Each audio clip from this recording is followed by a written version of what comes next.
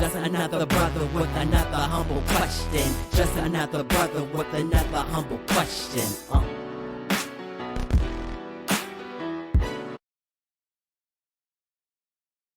Welcome to another episode of A Brother with Questions. I am your host, B. Period. Appreciate you for joining me.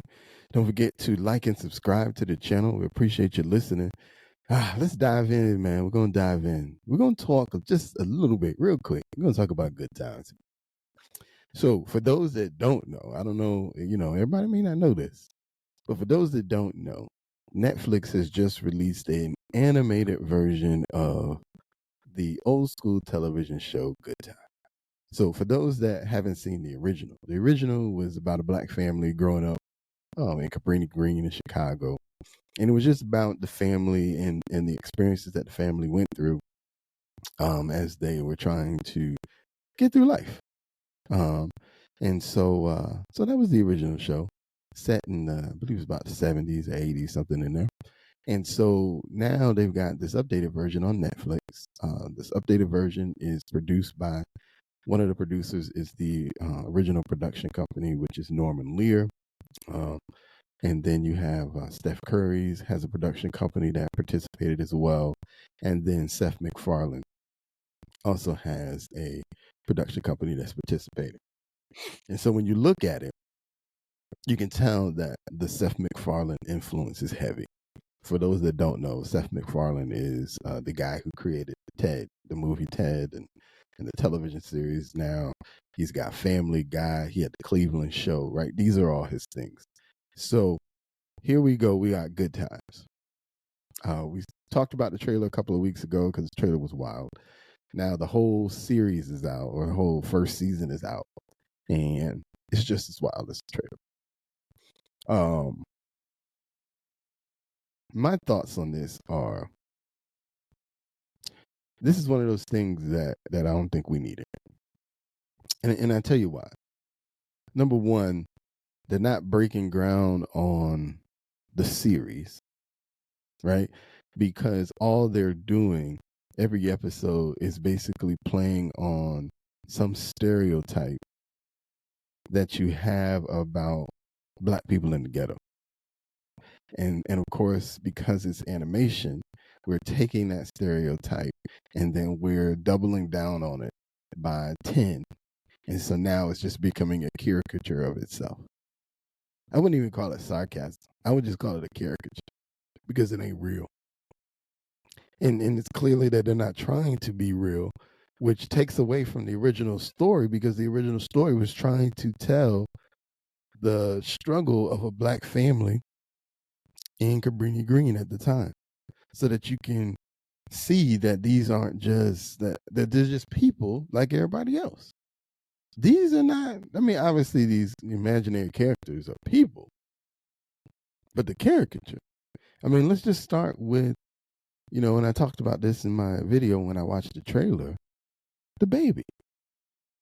So in the series, we have a drug dealing baby. And so in the trailer, they suggested he was a drug dealing baby. But now that you see the series, like, no, for real, the whole character is a drug dealing baby. So in the show, the father has kicked the baby out because he's a drug dealing baby. So you can't stay at my house selling drugs. But they would make you believe like he's actually selling drugs, like he the big man in the hood. Like he the guy. He's got, they got him having way more money than the dad, to the point where they're suggesting that the dad should probably borrow money from him because the dad can't make enough driving taxis in the city. And so when the family's having problems, they're suggesting, go see your baby, man. The baby got the money. And then the baby character has, I don't even know if you want to call this lady a nanny, but he has, because he's a baby, so he's not in the street by himself. They got him attached to, well, I'll just call her nanny, who has bottles on her. She has him in a strap on her chest like they do babies, and then she has bottles attached to the strap just in case he need a bottle as he conducts business on the side of the street. So a caricature. In another episode, The daughter has her first period, and literally she is bleeding all over the place because the sanitary napkin that her mother decided to give her is not holding the blood, so she's bleeding everywhere. And then we go through this whole montage about accepting her womanhood, where at some point we see her accepting it by um, basically growing a body and then twerking on a pole, because that's what real women do, I guess, is the point. And then after this montage experience about accepting the fact of her womanhood, she comes back to she basically passes out in the montage. And so when she wakes up from the montage, she now accepts it, and now she's walking around the school taking the blood and throwing it at people when they laugh at the fact that she's clearly bleeding, that you can see her bleeding. And so now she's throwing her period blood at her bullies, and throwing her blood everywhere to wholly embrace her womanhood.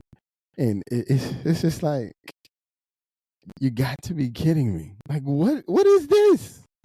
So you got the black stereotypes in the montage. You got the storyline that men, or the patriarchy, is trying to take women's rights away, as she's accepting her. It's just, I don't, I just, good times at the moment, at that time, meant something to people. It was kind of like the Cosby Show at the moment, right? It was the Cosby Show before the Cosby Show. And now you've taken this concept and you just completely made it a bastard of the original. To me, if you wanted to make this show, then you should just have made that show. But you clearly wanted to attach it to something that people love, in an effort to get them to jump on board with you. Because you knew if it existed by itself, they would probably have a lot of criticism. But because you attached it to a beloved thing, you figured you could get away with it. To me, if you really wanted to make this show, you should have just made the show. And you could have made it as about the patriarchy.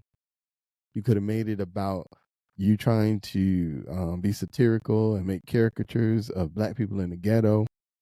But the fact that you attach good times to it, I think, is where you messed up. And it goes back to one of those things about having people in the room, right? So, Steph Curry, you were in the room. Your production company was in the room. Y'all didn't see these episodes and go, I don't think they're going to rock with this one. We're going to have to do this different. And if you did, and clearly you saw them and you signed off on in some way, shape, or form. So now people are looking at you, or they will be, like, this dude. We got to demand better. And I'm all for black writers, black television, and all of the characters being voiced by black actors. I'm all for that. But this ain't it. Y'all got to do better. And we should demand better.